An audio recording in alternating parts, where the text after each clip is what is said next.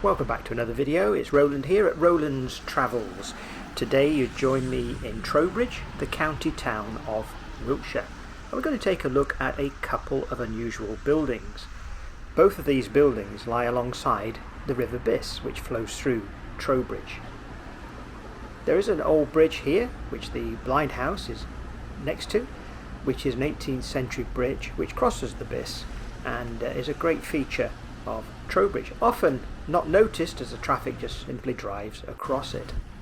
Let's take a look at these two buildings. The first one is the Blind House. That's a local term in Wiltshire and Somerset for a lock-up, a place where miscreants, criminals were locked up overnight. There were no windows in there, hence the term a blind house. This one goes back a long way, probably the year 1758. We know that because it's carved in bold numbers high up on an interior wall in the left-hand cell. There are two cells in the actual building. It was definitely used until 1854 when Trowbridge had a police station built. But there is documentary evidence that there was a blind house much earlier, from around 1690. Also, references point to the fact that this area once had stocks and a pillory quite close to this site as early as 1615. Inside the cells, each contains a bench to serve as a bed and also a toilet. A few interesting facts for you. On the plaque, it shows there was a riot in 1826.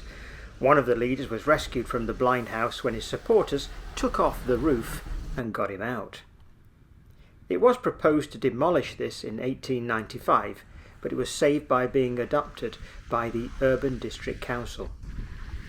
In July 1942, the Germans dropped a bomb which landed just up the road in the upper part of Sallard Street, damaging the roof of the blind house, but sadly killing 2 civilians.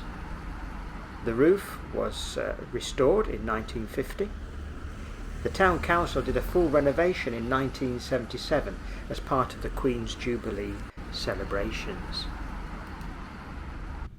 In the distance, spanning the river on that bridge, is a building.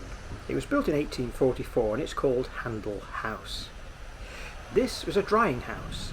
It's a place where teasels were dried after getting wet in the napping process in the woolen industry. The teasel plant was ideal. Its sharp little hooks or barbs would raise the nap on woolen cloth, and this was done when the woolen cloth was wet, so the teasels got wet.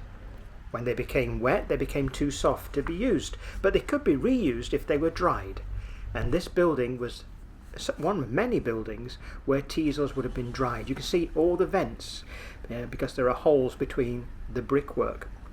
This building is now preserved. It's grade 2 listed, and it is one that it gives testimony to the woolen industry. And behind you can see what's left of Studley Mills, which has been turned into apartments.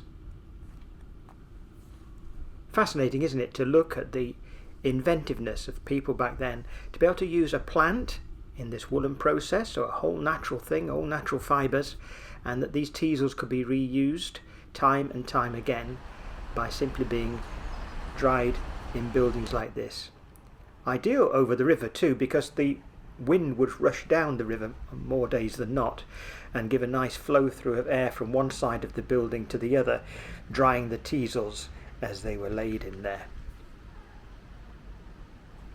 Well, I hope you've enjoyed this little trip into a couple of buildings here in Trowbridge, ones that are of interest historically, and obviously today we can take a look at them and think back of the times when Trowbridge was a major woolen industry and also a very busy town as it is today.